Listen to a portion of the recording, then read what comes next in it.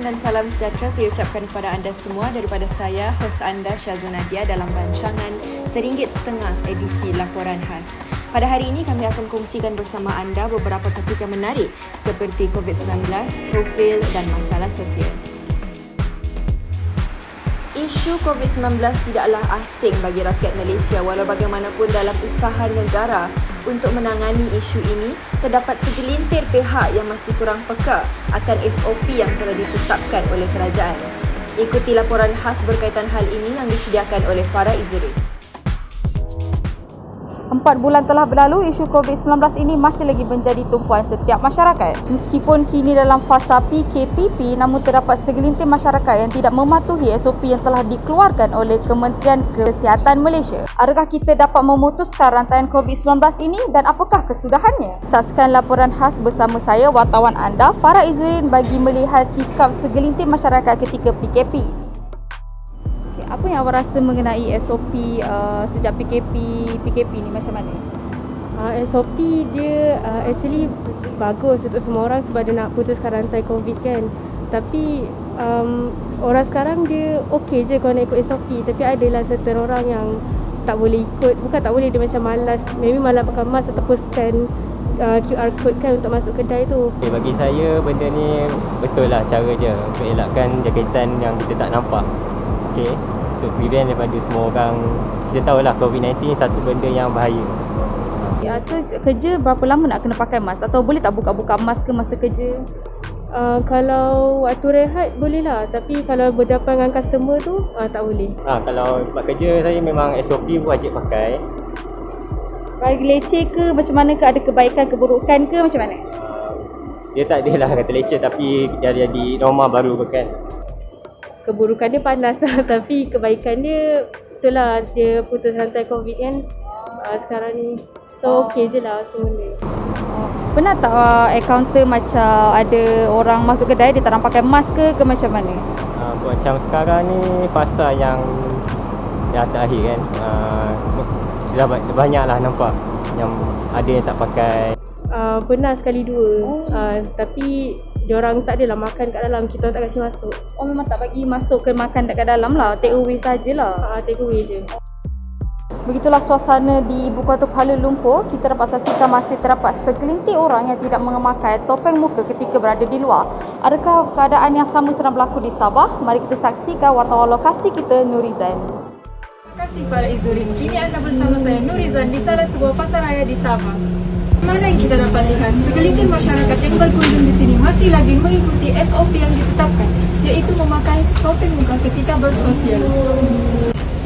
Sedikit perkembangan COVID-19 di Sabah yang hanya mencatatkan 4 orang sahaja, yang merupakan keputusan yang agak bagus setakat ini. Pemantauan ini perlu diteruskan agar COVID-19 di Sabah dapat dihapuskan. Sekian daripada saya. Semoga kita dapat putuskan rantaian COVID-19 ini. Saya wartawan anda, Farah Izzuddin, kembali kepada host. Itulah perkembangan terkini berkaitan isu COVID-19. Seterusnya, pekerjaan sebagai seorang tentera udara di Raja Malaysia merupakan satu pekerjaan yang amat membanggakan serta memerlukan keberanian yang tinggi. Oleh itu, sempena sambutan kemerdekaan Malaysia yang ke-63 yang bakal menjelang tidak lama lagi, kami bawakan khas kepada anda kisah seorang bekas tentera udara iaitu Lieutenant Colonel Izharzul Hisham Ibrahim. Lieutenant Colonel Izharzul Hisham bin Ibrahim adalah nama yang bukannya asing antara kalangan tentera udara di Raja Malaysia. Meskipun tidak lagi berkhidmat, jiwa ketenteraannya masih lagi disebati dalam diri beliau. Saksikan laporan khas saya, Zafran Azhar, sempena menyambut Hari Kemerdekaan 63 tahun yang bakal menjelang. Nama saya Lieutenant Colonel Izharzul Hisham bin Ibrahim, UDM, Bersara. Saya berasal daripada Seremban Negeri Sembilan, berumur 50 tahun. Saya mencuburi bidang tentera ni tahun 1991. Saya masuk kadet di TUDM Subang. Lepas kadet, Uncle pergi flying di TUDM Malustar 1993 lah. 1994 Uncle ditauliakan sebagai juruterbang. Operational Squadron ataupun squadron yang Uncle pergi adalah di nombor 15 Squadron TUDM Butterworth as a fighter pilot. 3 years Uncle pergi ke bahagian transport angkut, and then from there 1997 sampai uncle pension in 2018. Uncle flying, active flying lah, you can see in the transport ataupun fleet angkut. Almost 27 tahun dengan uncle dalam TDM ni.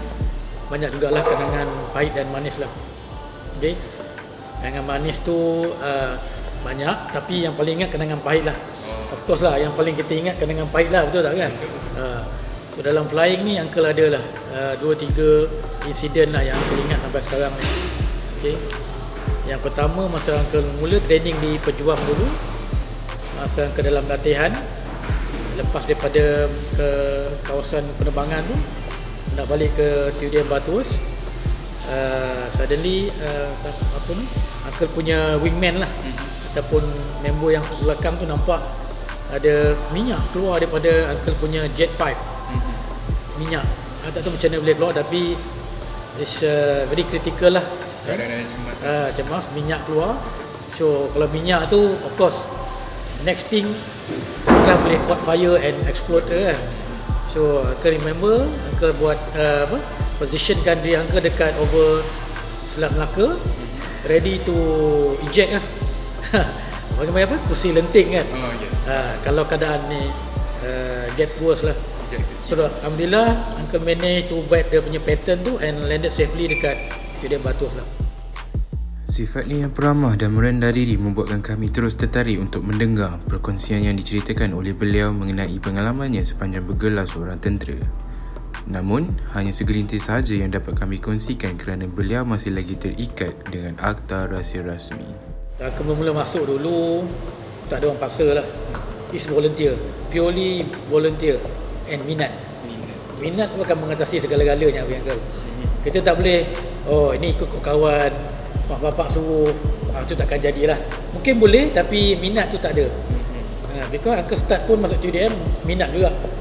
Because lepas tu Uncle dapat full scholarship pergi US tau. Kita minat jadi askar kan, jadi TUDM.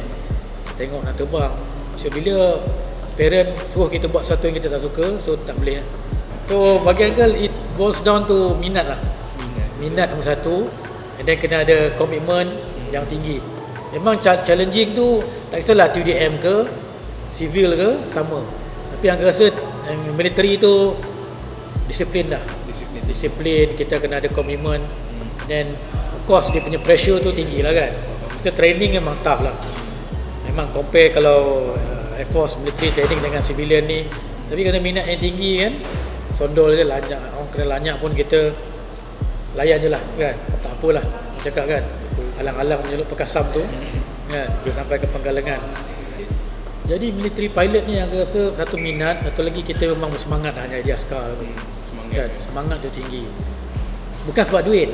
Nak sahur pakai baju hijau tu, flying kan, military tu sanggup tu kan. Tak kisahlah apa-apa mission pun, terbang weekend ke, tengah-tengah awal 2-3 pagi pun kan, pasal kita minat, kita nak buat benda tu. Bukan semua orang minat jadi askar kan.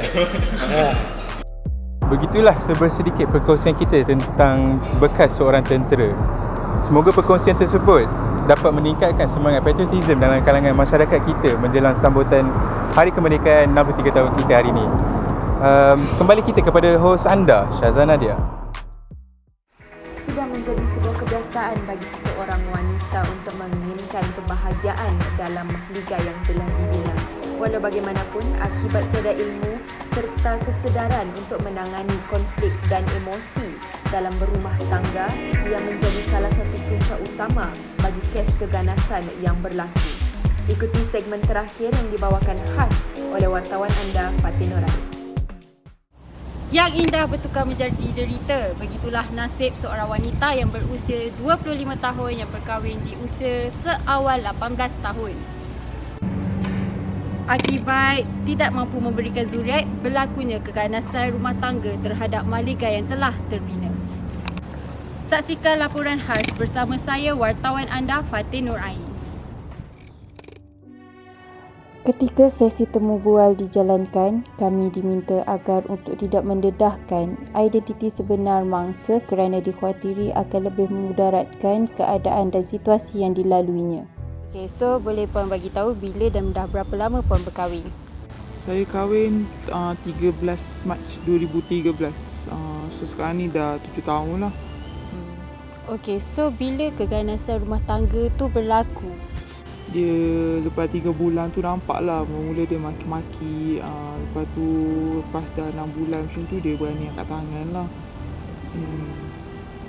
So during COVID ni, ada tak keganasan rumah tangga tu berlaku and lebih kerap daripada sebelum-sebelum ni? Banyak sebab dia tak bekerja kan. So dia duduk rumah je. So benda tu macam lagi kerap lah. Macam dia ada depan mata kan. Kalau tak dia pergi kerja macam kita senang hati lah sekejap. Sebab tak ada dia tak ada kat rumah kan. Adakah itu menyebabkan Puan trauma ataupun murung disebabkan keganasan rumah tangga yang berlaku kepada Puan? Awal-awal tu ada lah, tapi sekarang dah lama biasa kena kan. So kita tu je lah, kita redha je lah kan. Nak minta cerai pun tak boleh juga so dia tak nak. So kita hadap je lah kan. Start kahwin tu ialah kita berkahwin kan, bahagia lah. Lepas tu lepas dah start 3 bulan tu dia start tanya kan, sebab kita tak boleh nak mengandung semua. So dia start tanya. So bila kita mencuba tak dapat, situ lah awal-awal dia duduk maki-maki tu kita boleh terima lagi lah kan, macam biasa lah. Tapi lepas tu dia start macam baling-baling pinggan kaca apa semua. So macam kita pun macam bila family duk tanya kan tak nak bercerai ke apa, kita tak boleh kan, kita perempuan tak boleh nak buat keputusan apa-apa. Lepas tu dia duk start dari situ dia berani angkat tangan lah. Mula dia tampar semua tu macam benda biasa lah kan. Ambil macam tu orang kata puntung rokok tu kan, dia letak kat tangan tu, benda tu biasa dah semua. Tapi tak best lah kan, kita baru kahwin, kita baru nak rasa kan. Tapi tak dapat lah, kita tengok kawan-kawan semua kan tak bahagia, tapi kita tak bahagia tu macam sedih lah sikit kan. Tapi macam mana dia laki kita nak tak nak kita kena tu jugalah. Itulah yang dapat kita rungkaikan serba sedikit untuk segmen kali ini. Bersama kita kembali hos anda, Syazana Nadia. Diharapkan dengan perkongsian sebentar tadi dapat memberikan pengajaran serta inspirasi kepada anda di luar sana. Baiklah, sekian saja rancangan kita pada hari ini. Bertemu lagi kita di episod akan datang bersama saya, Syazana Nadia, hos anda dalam rancangan RM1.50 edisi Laporan Khas.